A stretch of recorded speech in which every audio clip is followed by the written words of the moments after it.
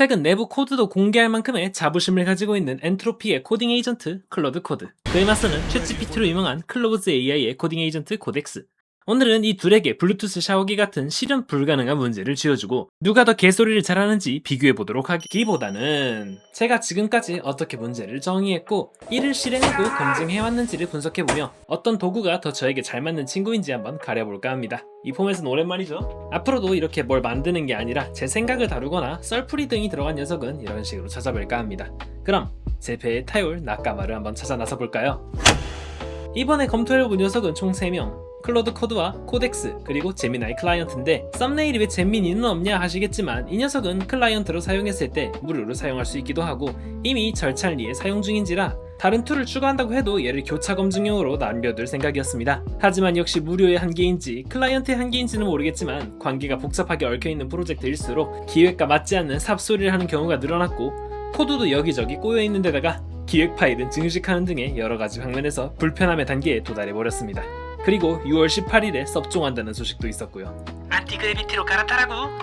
이렇게 사실 무료 티어를 바닥까지 핥아보면서 쌀먹 버전의 한계를 느껴보다 보니 이 틀은 어디까지 사용할 수 있는지 그 방안이 좀 보이기 시작하더라고요. 영상이나 그림 툴들도 마찬가지겠지만 이런 기능이 모자라지만 사용하기 쉬운 프로그램에서 시작해가지고 세부적인 기능이 있는 전문 툴로 넘어가는 것처럼 슬슬 다음 단계로 넘어갈 때가 되었다고 생각을 했습니다.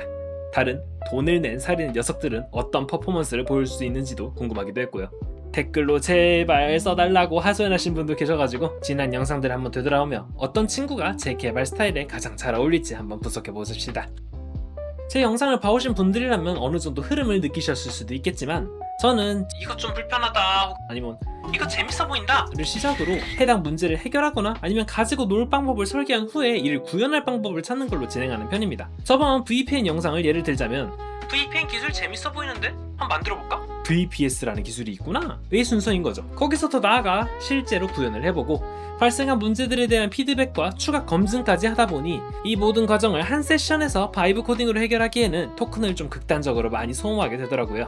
그리고 저는 결과물보다는 해당 결과물로 이어지기까지의 과정에서 더 배우는 게 많다고 생각하기에 바이브 코딩을 하더라도 하나하나 꼬치꼬치 코드에 대해 구현 방법을 대해 캐묻고 심한 경우에는 만들어둔 코드를 다시 함수 단위로 쪼개서 기능 분석을 하고 앉아있으니 결과만 띡 뺏는 AI 관점에서는 그다지 좋은 손님은 아니었다고 생각을 해요. 그리고 딱히 소프트웨어만 다루는 것도 아니고 하드웨어도 다루다 보니 실제 개발 보드와의 연계, 더 나아가서는 현실에서까지의 구현까지 고려해야 돼서 다양한 변수들을 전부 기록하고 있기에는 아직은 단일 AI에게 한계가 조금 보이더라고요. 정리해보면 말도 많고 의심도 많고 남이 하는 일의 모든 과정을 나도 알아야 되는 마이크로 매니지먼트를 실체화한 것 같은 사람인데다가 소프트웨어, 하드웨어를 통합한 프로젝트도 다룬 실험적인 컨텐츠를 다루는 유튜버에게 잘 맞는 그런 AI를 찾아야 한다는 건데 제가 왜 저만의 AI를 만들려고 하는지 대충 감이 좀 오시나요? 사실 저렇게 긴 컨텍스트를 다루고 기획 전체를 이해하며 중간중간 물어보는 귀찮은 손님이 있더라도 안정적인 코드를 생산해내야 되는 환경에서는 클로드 코드가 짜세긴 합니다. 그렇다고 클로드의 단점과 코덱스의 장점을 무시할 순 없겠죠. 일단 제 소프트웨어에만 국한되지 않은 개발 환경과 빠른 프로토타이핑이라는 관점에서 본다면 코덱스가 강점을 보이는 부분도 분명히 있거든요. 정답이 명확하게 없는 주제에 대해서 실험해야 되는 경우가 많다 보니 이 방법은 어떨까? 이 기술 스택 괜찮아 보이는데? 같은 전환이 빠르게 이어지고 직관을 위해 일단 굴러가는 프로토타이핑의 속도가 중요한 건데 맥락과 전체 프로젝트를 더 중시하는 클로드는 상대적으로 이 코덱스보다 이 부분에서 조금 약할 수 있다는 평가가 많이 있더라고요. 물론 전체 맥락을 이해하는 만큼 토큰을 더 소모한다는 의견도 많았고요.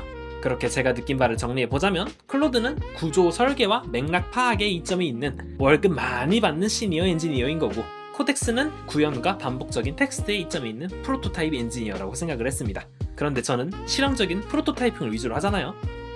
코덱스입니다. 물론 위 이유만이 아니라 제가 현재 진행하고 있는 다양한 프로젝트들, 예를 들자면 이전에 나왔던 내 안에인 프로젝트라던가 피크타2를 보고 생각한 마크서버 프로젝트라던가 일상에서 아쉽다고 생각했던 상황들을 해결하거나 이거 재밌겠다 싶은 프로그램들을 하나씩 만들어보고 있단 말이죠. 이러한 직관적이지 못한 프로젝트들은 실제 프로토타입이 나오기 전까지 이론으로만 굴려봤자 제가 흥미를 느끼지도 못하고 또 추후 API를 통한 활용 가능성까지 생각을 해보았을 때 지금 제 작업 방식의 공백을 가장 잘 메꿔줄 수 있는 건 코덱스라고 생각을 하였습니다. 외부로 대충 망상 하나 던져서 이거 가능해 보여? 라고 물어보고 제미나이 클라이언트로 대략적인 기술 검증과 기획, 코덱스로 실제 프로토타이핑 및 테스트, 필요하다면 제가 현실에서 하드웨어 작업을 좀 해주면 낮에는 야한 여자, 낮에는 머리 푸는 여자, 낮에는 여자, 밤에는 어떠한 프로젝트라도 대응할 수 있을 것으로 생각을 했었던 거죠. 나중에 프로젝트가 커지고 복잡해진다면 그때 클로드를 다시 추가해서 리팩토링을 해주면 되기에 지금처럼 다양한 주제를 빠르게 구현해봐야 되는 단계에서는 코덱스가 더 어울릴 것이라고 판단했습니다.